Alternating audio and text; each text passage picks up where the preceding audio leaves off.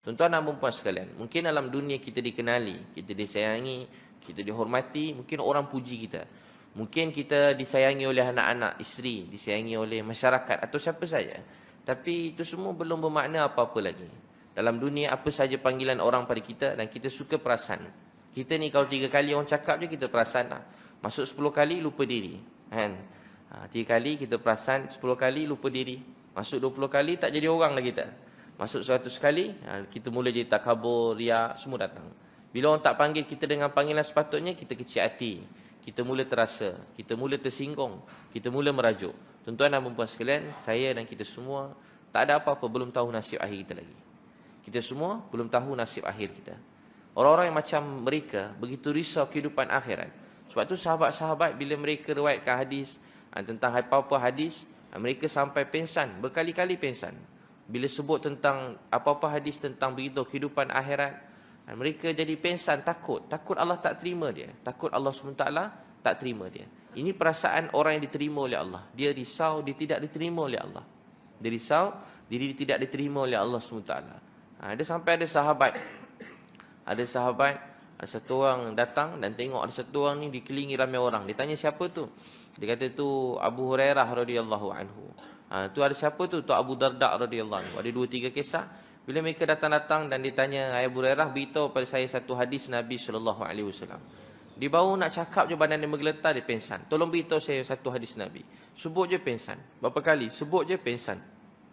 Sebut je pengsan. Sebut je pengsan.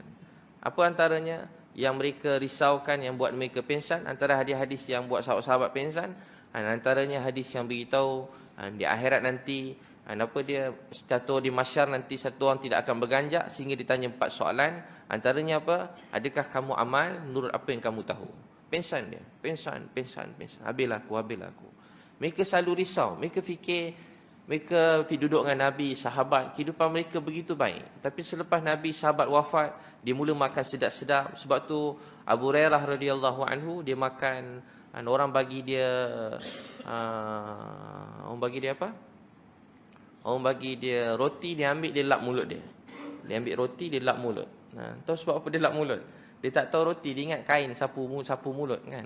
Kain tu dia ingat kain. Sebab dia kata sepanjang duduk dengan Nabi, dia tak pernah jumpa roti selembut itu. Nabi tak pernah makan roti selembut itu. Roti Nabi makan tu keras, kena pergi kunyah banyak kali. Jadi dia tengok tu sampai dia lap mulut. Tak tahu, macam tu sekali. Begitu mereka, kehidupan mereka berbeza dan mereka sedih. Mereka pun mula sedih, menangis kan. Dia kata dulu dengan Nabi, dulu dengan Nabi kita hari ini makan roti yang begitu lembut. Tuan-tuan dan perempuan yang saya sayangi sekalian, tu dalam hidup kita risau keadaan akhirat kita. Kita kena risau keadaan akhirat kita. Kalau Allah terima kita, kita orang paling beruntung bertuah. Kalau Allah tolak kita, kita orang yang paling malang sekali. Kita kena risau. Semoga Allah Subhanahu Wa Taala menerima kita semua. Allah terima mak ayah kita, terima isteri anak-anak kita, terima apa yang kita buat. Jadi tuan-tuan dan puan sekalian, untuk itu dalam hidup, tujuan hidup kita ialah keredaan Allah Subhanahu Wa Taala. Kita nak Allah redha kita, Allah terima kita. Kita nak Allah Subhanahu Wa Taala sayang kita semua. Jadi orang-orang dulu mereka berusaha siang malam untuk dapat keredaan Allah Subhanahu Wa Taala. Jadi setiap apa kita buat untuk dapat keredaan Allah. Makin kita belajar ilmu juga, ilmu ni ada 2, satu di lidah, satu yang turun ke dalam hati. Ilmu di lidah ni kita belajar, kita berbahas dengan orang lain, kita bergaduh, kita bermusuh, kita makin sakit hati dengan semua orang, kita makin jauh daripada Allah, kita sembahyang makin tak ingat Allah. Dulu ingat juga sikit-sikit. Sekarang sembahyang terus tak ingat Allah SWT. Dulu ada juga ingat sikit-sikit. Ada juga doa tu ada tunduk, sedih sikit. Sekarang doa pun dah tak larat nak tunduk, kena pandang semua orang. Tengah sembahyang pun dah tak berapa pandang tempat sujud, dah pandang ke tempat lain. Sebab apa tuan-tuan sekalian? Ilmu tu tak turun ke hati kita. Ilmu turun ke hati buat kita semakin rindu untuk bertemu dengan Allah Subhanahu Wa Taala. Kejayaan seseorang diterima oleh Allah atau tak diterima oleh Allah. Kedua ilmu ni yang turun ke hati daripada ilmu yang daripada Rasulullah SAW, ialah ilmu yang membuat makin kita belajar ilmu, semakin kita semakin menyayangi manusia lain, rasa sayang pada semua orang. Rasa sayang. Tengok manusia ni rasa sayang, rasa kasih. Pernah Nabi SAW duduk satu majlis. Ada satu orang Yahudi, anak Yahudi, dia selalu intai Nabi, dia selalu datang kat masjid. Walaupun dia tak Islam, dia selalu dengar majlis Nabi daripada jauh. Maka hari itu Nabi nampak budak Yahudi itu tak ada. Nabi SAW terus rasa sedih. Nabi sebab, Nabi tanya sahabat, mana budak Yahudi itu tak nampak dia hari ini. Risau Nabi SAW. Sahabat beritahu budak Yahudi tu sakit. Jadi Nabi terus pergi rumah dia. Nabi sampai ke rumah dia. Nabi rasa sayang. Kalau kita macam mana? Budak Yahudi, bapa dia orang Yahudi. Yahudi. Tapi Nabi kata mana budak tu? Nabi terus pergi ziarah dia. Sampai kat rumah dia, Nabi ajak dia lagi. Suruh dia mengucap syahadah. Maka budak tadi memandang kepada ayah dia. Nabi pujuk dia sungguh-sungguh. Nabi terang pada dia sungguh-sungguh. Walaupun dia cuma seorang budak. Kalau tuan-puan nak tak layan. Tuan-puan orang hebat, orang besar, orang mulia. Tiba yang tanya tu budak-budak kecil je. Budak-budak biasa dah lagi ziarah rumah. Lepas tu bila ajak dia mengucap, dia pandang ayah dia. Apa ayah dia cakap? Wahai anak, ikutlah ni Abu Qasim ni. Ikutlah ni bapa Qasim ni, ikutlah Nabi SAW. Ucaplah syahadah. Maka budak tu telah mengucap. Dan bila dia mengucap, budak Yahudi tu meninggal dunia. Bila budak Yahudi tu meninggal dunia, Nabi balik. Nabi dalam keadaan sangat gembira. Berminggu-minggu Nabi tersenyum. Berminggu-minggu Nabi balik tu Nabi tersenyum, Nabi gembira. Sahabat tengok muka Nabi sangat gembira. Kata sahabat, kami tak tengok Nabi SAW gembira seperti itu. Nabi balik tu gembira. Budak tadi meninggal dengan Islam, meninggal dengan kalimah. Hari ini kegembiraan Nabi SAW.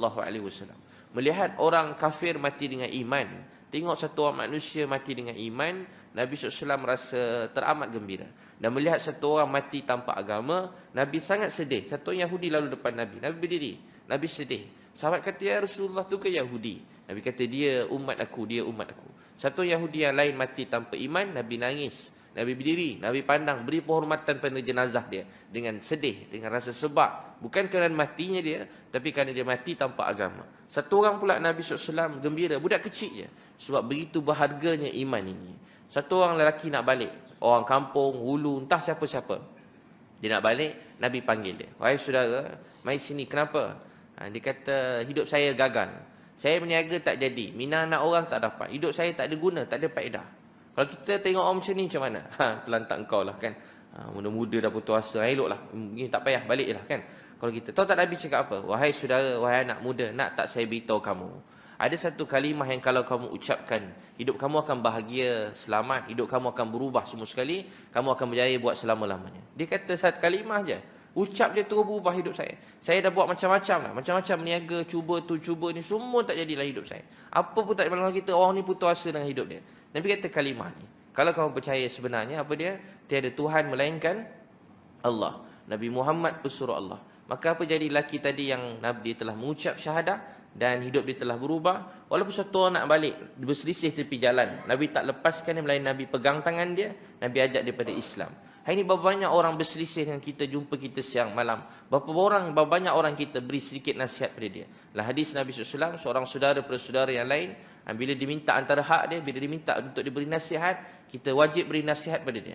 Hari ini suasana nasihat menasihati telah mati. Nasihat menasihati ni telah mati. Pada anak kita sendiri pun kita dulu tak sempat nak beri nasihat. Tak sempat nak cakap dengan anak nasihat agama. Semalam kita satu hari hidup, berapa banyak nasihat kita berbual dengan anak kita. Cakap baik-baik pada dia supaya dia nampak keindahan, kecantikan Islam ni. Tuan-tuan dan puan sekalian, orang berselisih dengan Nabi sekejap je orang faham Islam.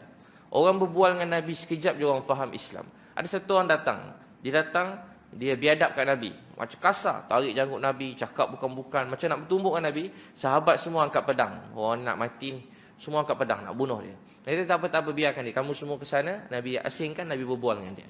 Nabi cakap-cakap dengan dia sekejap. Nabi cakap. Tiba-tiba lelaki tadi terus bangun. Tahu apa dia kata? Dia bangun dan dia kata, seluruh hidup saya. Sebelum dia bangun, Nabi kata, saudara, sekejap boleh tolong saya. Tadi masa kamu datang, sahabat-sahabat saya marah-marah sikit. Boleh tak kamu cakap-cakap sikit dengan mereka supaya mereka tak marah sangat? Nabi tenangkan orang tadi dan Nabi suruh dia pula tenangkan sahabat yang lain. Dia boleh dengar pula. Kalau kita cakap macam tu, orang tu telah mengamuk. Mau dia mengamuk kali kedua. Tapi apa Nabi buat? Lepas cakap macam tu, lelaki tadi keluar, minta maaf dengan sahabat. Lepas tu sepanjang balik, semua tempat dia singgah, tahu tak dia kata apa? Dia tak masuk Islam. Tapi semua tempat dia singgah, dia kata, seluruh hidup saya tak pernah jumpa lelaki sebaik beliau. Seluruh hidup saya tak pernah jumpa lelaki sebaik beliau. Seluruh hidup saya tak pernah jumpa lelaki sebaik beliau. Dalam dunia, kalau Nabi SAW ada hari ini, Nabi berjalan, semua orang yang tengok Nabi tu insya-Allah akan dapat hidayah. Orang yang mendengar perkhabaran pasal Nabi je, dengar pasal Nabi je, dapat hidayah.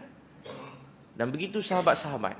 Sebab tu tuan-tuan tahu tak, dalam dunia hari ini manusia rindu orang-orang yang hidup macam Nabi SAW. Untuk itu kita semua bukan orang baik, kita biasa-biasa. Kita semua.